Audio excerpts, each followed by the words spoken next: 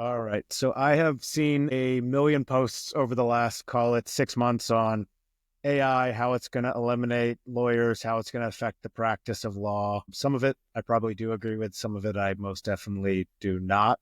And so rather than trying to weigh in all by myself, I decided to call my good buddy from law school, who is not only an attorney, but somebody that is very much in the center of the AI discussion, both as a lawyer, but also more importantly, as an operator and founder in that space. And so wanted to get your sense, Cole, as we kind of open up and weigh the debate of what actually is going to happen to the practice of law and what kind of those timelines are. Because one thing that I always see is like, it's tomorrow, and it's like, let's be honest, like everything takes longer than everybody thinks, both from a technology advancement and also from an adoption perspective. But with that said, like, you're the expert here, I by no means am. What are your thoughts on how AI will affect the practice of law in the near term and in the midterm, and then we can take it from there. Yeah, I guess we can start by figuring out what is the practice of law, transactional versus litigation. You and I both have been on the transactional side our whole career. So that's more what I can speak to. I do think there's a lot of exciting things happening on the litigation side, but for now, let's just focus on transactional. And then I guess we could segment even more into you've got contractual workflows, and then you've just got practicing law, things like billing and time management and client management and document management. Like those things are going to be completely revolutionized. It's really cool what's happening, and I can speak to some of that.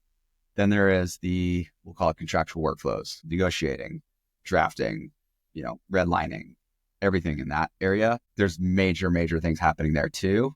But like we've kind of discussed, it doesn't mean lawyers aren't still driving everything. It's just lawyers are going to need to be more knowledgeable about what tools are at their disposal. Most lawyers I talk to have no idea that this stuff is happening. So that's I have found the same. It's like, going to hurt your practice. It's really going to hurt your practice later. But yeah, so from a practice of law standpoint, a lot of things on the administrative side are going to be automated. I mean, what you do throughout the day and then clocking a little thing on your computer, it says this matter number, like that's gone. You've got agents that can watch your screen. Like you're seeing some of the OpenAI operator things. So agentic AI that uses computer vision to see what's happening on your screen and then can translate that accordingly. So things like that, like administrative burdens, I think go away. So that's a huge thing because the stuff that every lawyer hates anyway, especially me as a managing partner of a firm. It's like, that's the stuff I have to go totally. away. That stuff goes away. And so, back when I was practicing full time back earlier in my career, to bill 8 hours a day, you're probably working at least 10 because there is inefficiencies in practicing. You can't just like let the clock roll all day. Anyway, I think that gap shrinks quite a bit. So the more time you spend working, the more of that will be value added so you can bill for it. So that's just kind of like the practice of law. I think a lot of that does go away. And unfortunately. And how fast? Like timeline wise, what are you thinking from where we are today, 2 years, 3 years, 5 years? I think that's a near-term thing. I think that's within a year to 2 years. I mean, it's happening now in other industries. I think that's a near-term thing. And would you view the practice of law as behind other industries, on par, ahead? Way behind from what I've seen. And that's fine. You have people that are naturally sticking their way, slow to adopt technology. It's not a recipe. Yeah, it's a more conservative industry. I mean, I would imagine accounting is kind of similar. From people I've talked to, fintech, finance is a little more ahead. But then the music industry, stuff that I deal with day in, day out, especially music publishing, it's maybe further behind than the general practice of law. Like at least law firms some are starting to adopt things like Harvey or Robin or some of these LLM-based tools. So the practice of law is definitely going to change in the near term as far as how you run a firm and how you run as a lawyer your day-to-day practice. On the transactional side, the contract side, I think that's what you and I are very interested in. Are lawyers going away? That's the question. Yeah. So lawyers are not going away. Lawyers are definitely not going away. But I think what's going to happen is you'll be able to almost have a conversation with your contracts in a weird way. Like you can query them and you can.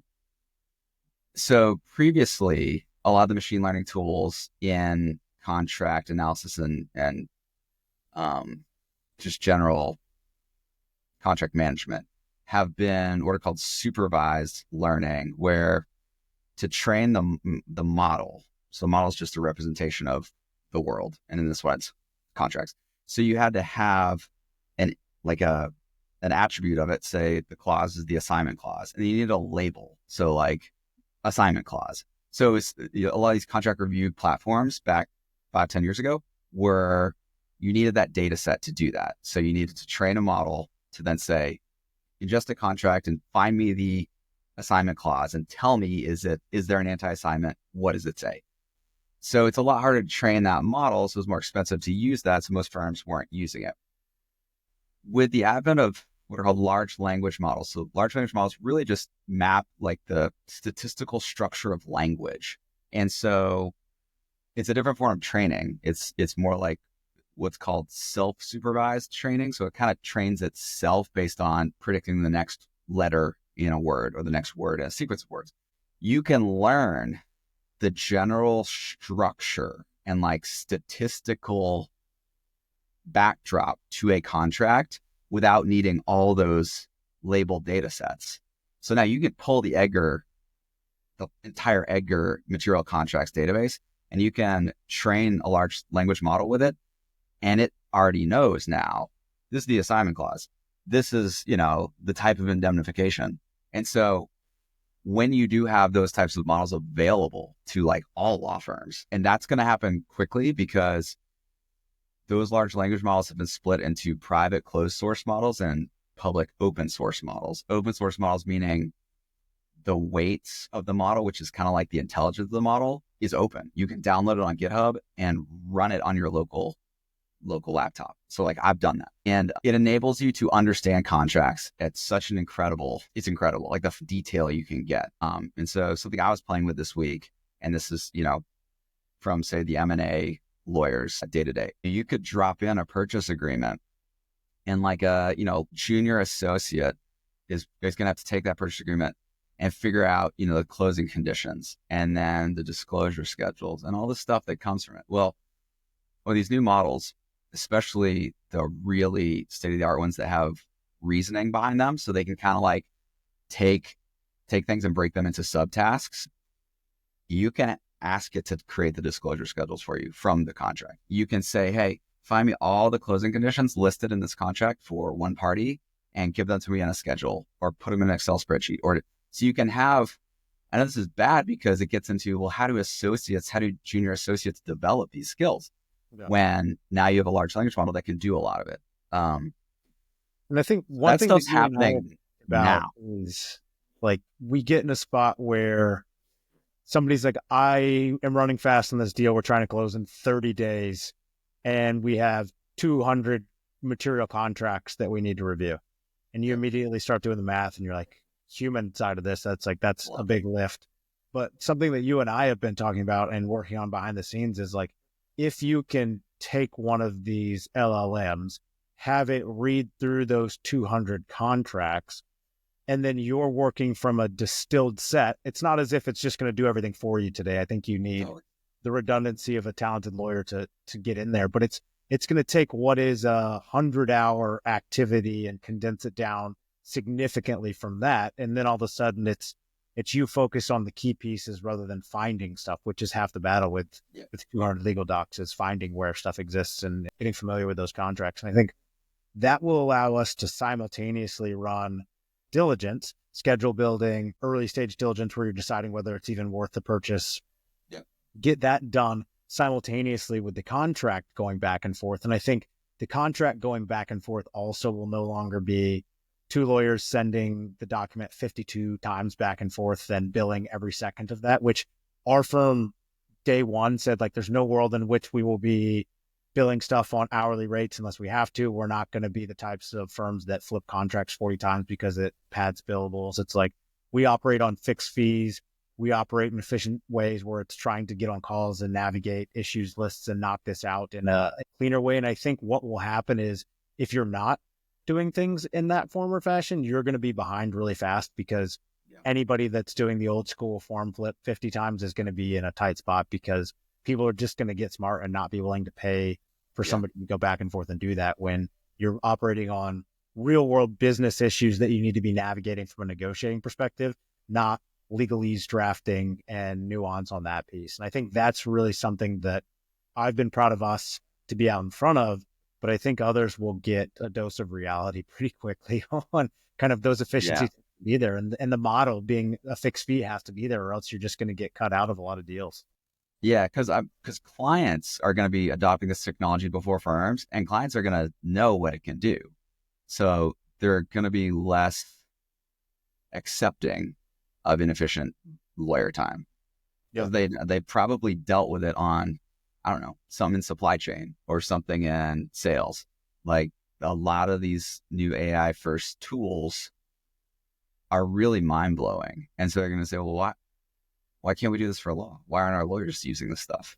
So again, Yeah. it doesn't get rid of lawyers, but yeah, if you're not using them to make yourselves more efficient, then your clients are not going to be happy and they're going to start looking around.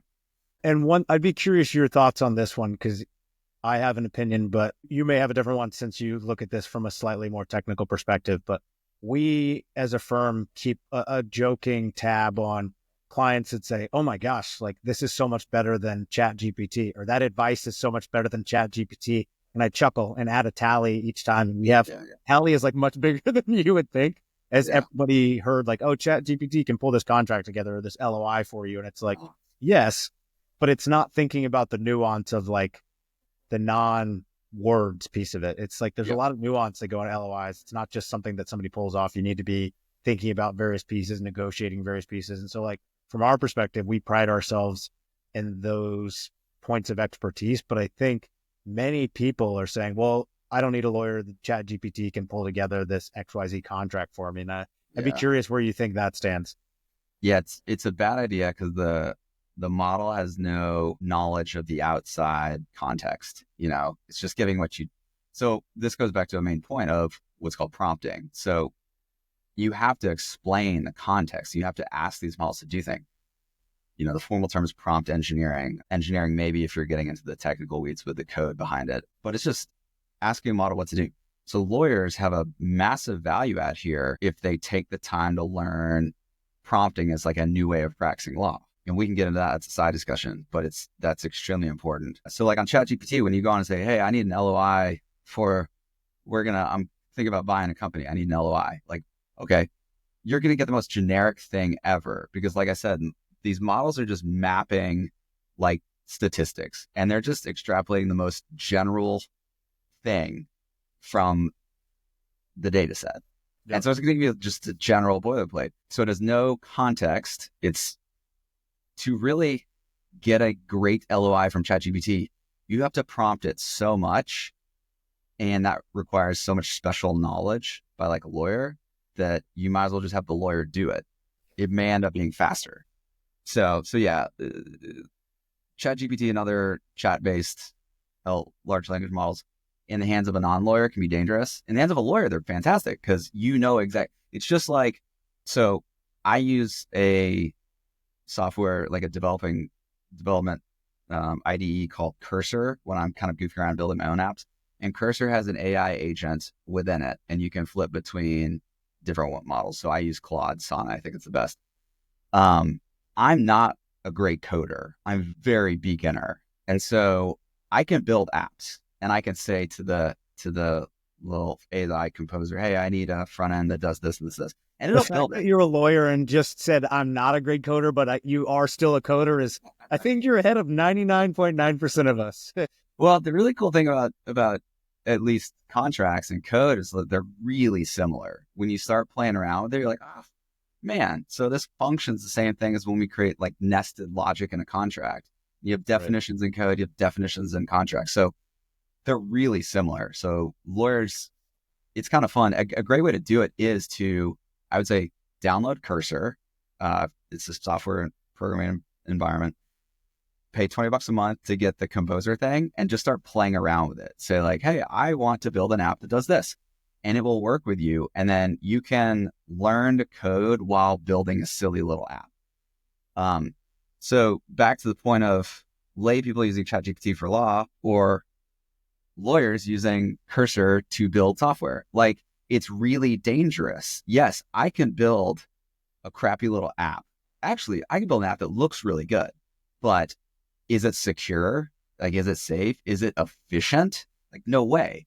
That's all stuff that is like domain expertise as far as backend database management and like load balancing and security with, the interactions between APIs.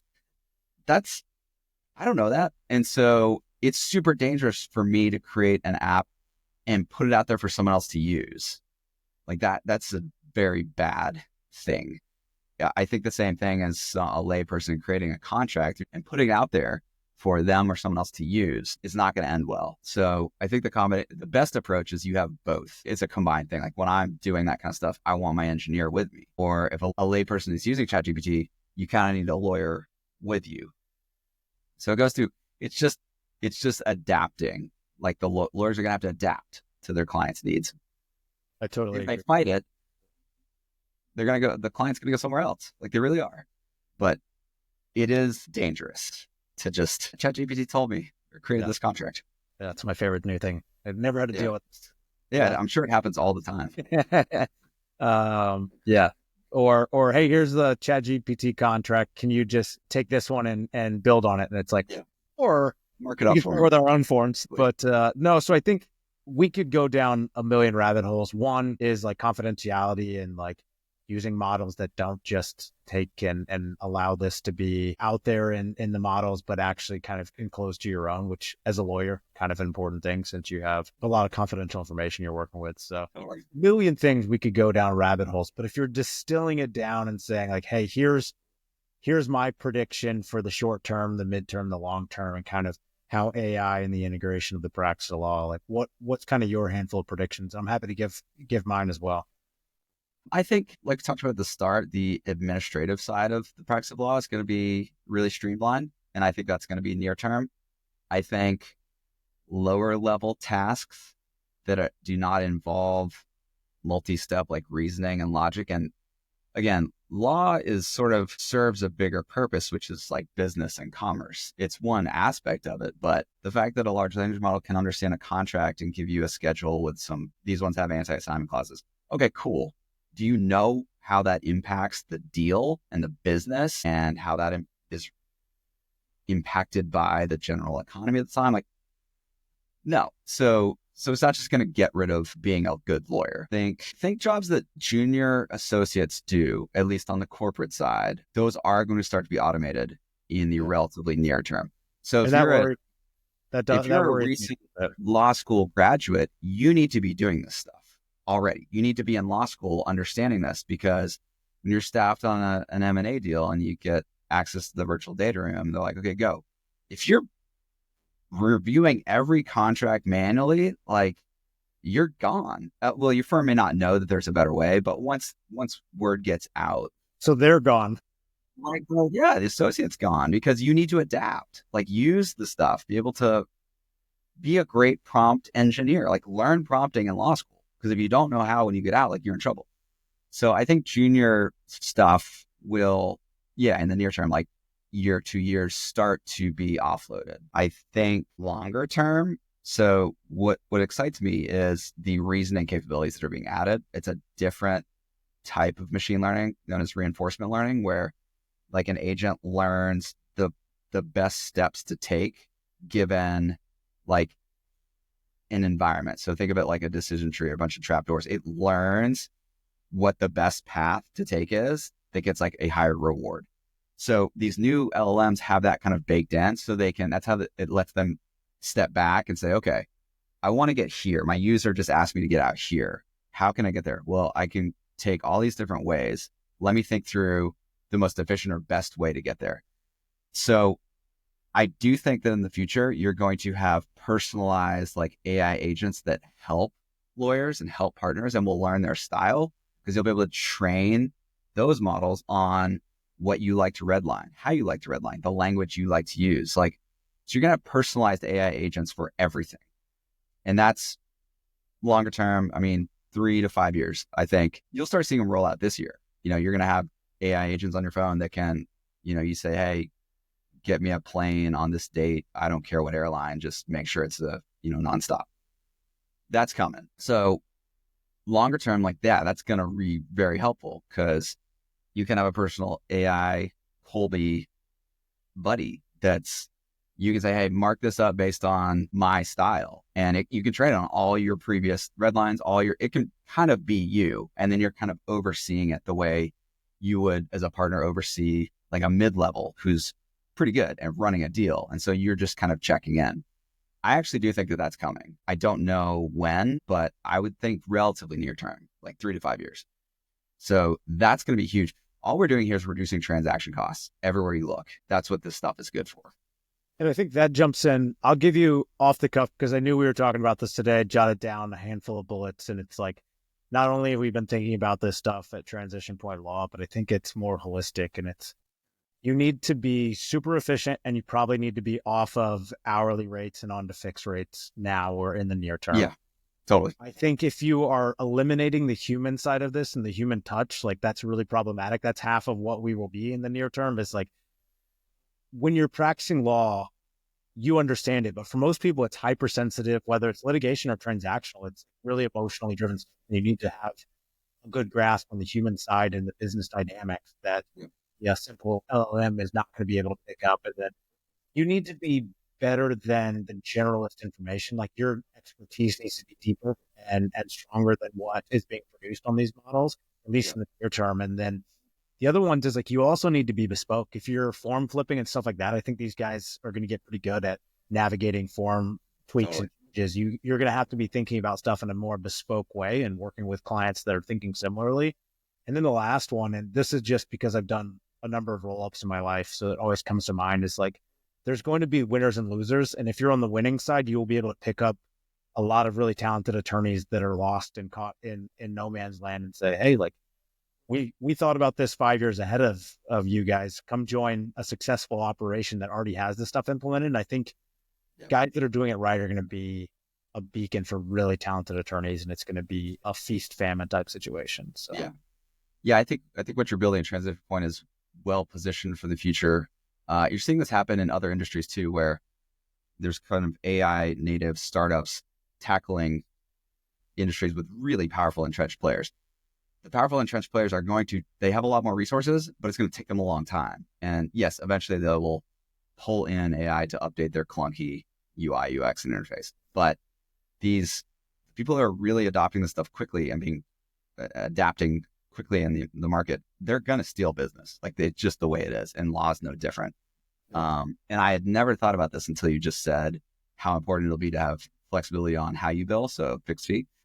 I think so this ties into what I was saying earlier with the administrative side becoming more automated. And that means it's now in a form of data that can be analyzed. You're probably going to see, so what's happening in at least the AI, like SaaS world is less monthly fee or per seat fee. It's like per task fee. So when you're having these AI models do things for you, it's almost, they're breaking into like tiny pricing for tasks. Totally. I can almost see the legal world eventually even moving into that fine-grained thing, because once you have the administrative side kind of automated and you have data analytics where you know that marking up some sort of agreement should probably take about this much time.